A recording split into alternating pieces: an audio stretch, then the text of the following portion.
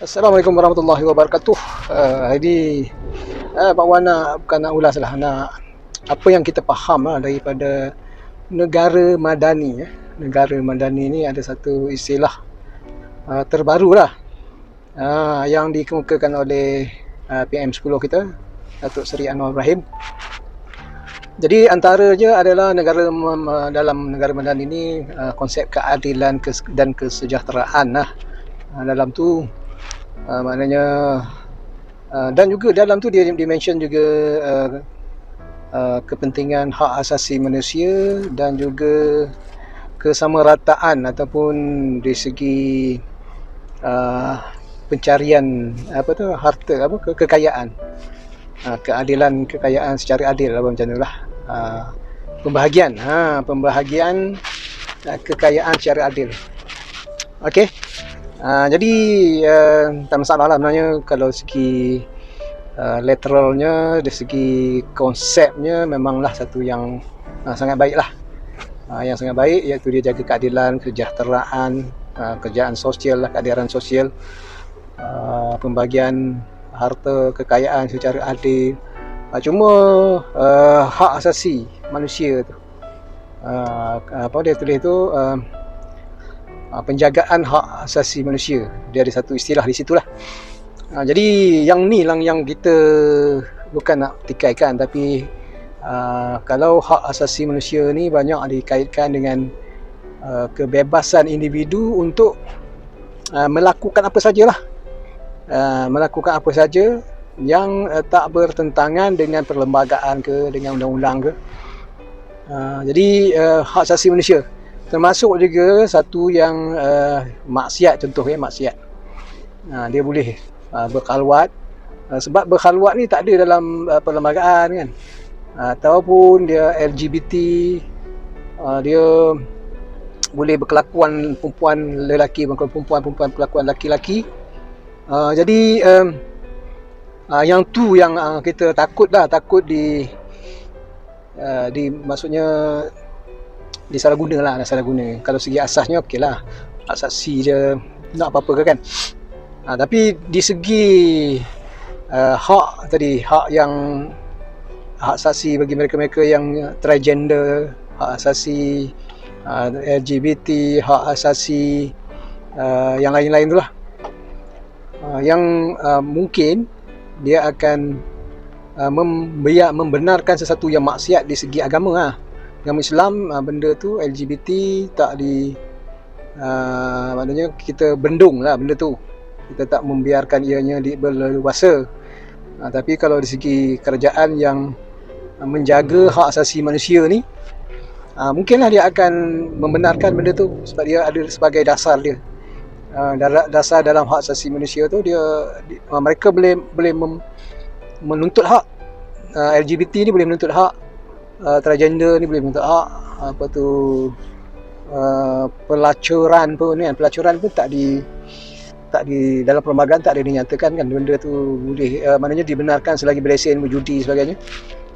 Dan mereka yang menjalankan aktiviti itu, mereka mesti menuntut itu sebagai hak asasi dia, untuk dia melakukan kerjaya yang walaupun di segi agamanya dikira maksiat, tapi di segi perlembagaannya dia halal. Jadi itu yang kita harap-harap tidak berleluasa lah dengan dasar negara madani ni. Jadi kalau negara madani, kalau ikut Rasulullah SAW, dia ialah memanglah maknanya dari segi kenegaraannya ada perlembagaan, mengutamakan keadilan, mengutamakan kesejahteraan, semua adalah dalam kerajaan Madinah dulu. Tapi dia tidaklah membiarkan kemaksiatan tu berleluasa di atas dasar hak asasi manusia. Jadi di zaman Rasulullah semua itu dibenarkan.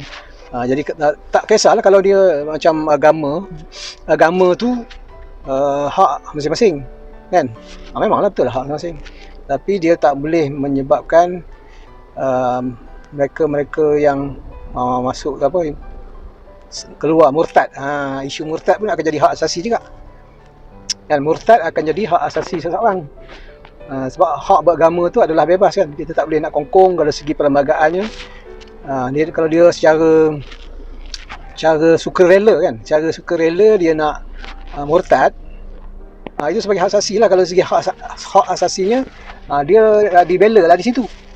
Tapi di segi agamanya dia tak boleh lah sewenang-wenangnya nak murtad. Kalau kamu dah masuk Islam, dah faham tentang Islam, nak murtad itu sebenarnya kamu dah mengenepi ke Allah SWT, menganggap agama Islam ni agama yang sama dengan orang lain.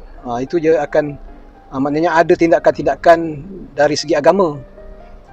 Hatta kalau dari segi masyarakat pun, bagi mereka yang murtad ni ataupun mereka yang menolak Islam, yang menolak kenabian ataupun syariat besar-besar ni, maka kuburnya pun asing. Kuburnya tak sama dengan kubur Islam. Dia asingkan sampai tak itu sekali lah. Maknanya kita takutlah kalau benda ni berleluasa dari segi percanggahan antara tuntutan agama dan juga tuntutan negara madani tadi. Sebab dalam negara madani tu ada penjagaan hak asasi manusia.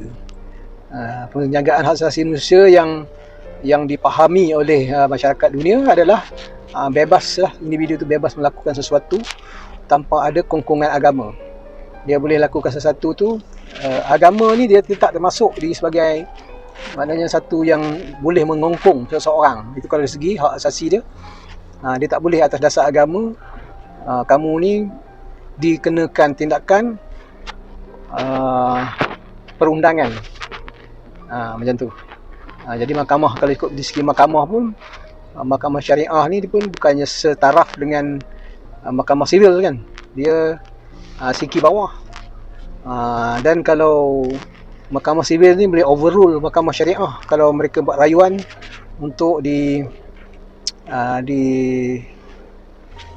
ataupun diadili di mahkamah sivil. Selepas dia buat keputusan, dia buat rayuan kepada mahkamah sivil balik.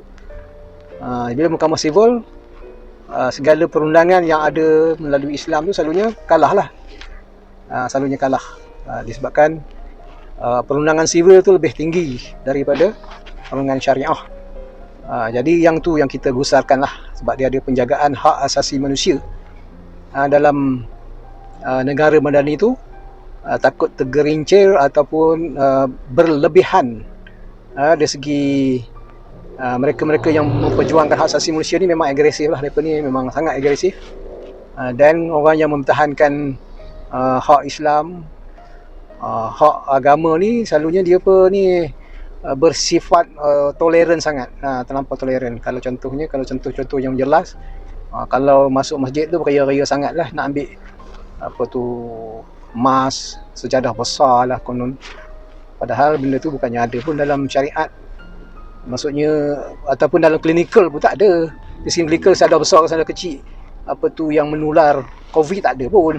Cuma dia lebih-lebih lah agama dalam masjid. Macam tu lah. Dia toleran lebih, kemudian lebih-lebih dalam benda yang remeh-temeh.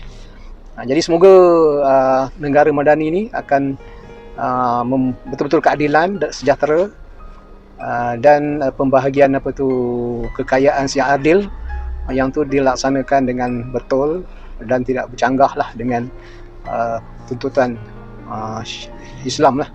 Sebab negara ini terasnya adalah Islam, agama rasmi, agama sekuannya Islam. Jadi semoga kita berjaya dunia dan akhirat dengan oleh negara madani. Assalamualaikum warahmatullahi wabarakatuh. Bye bye.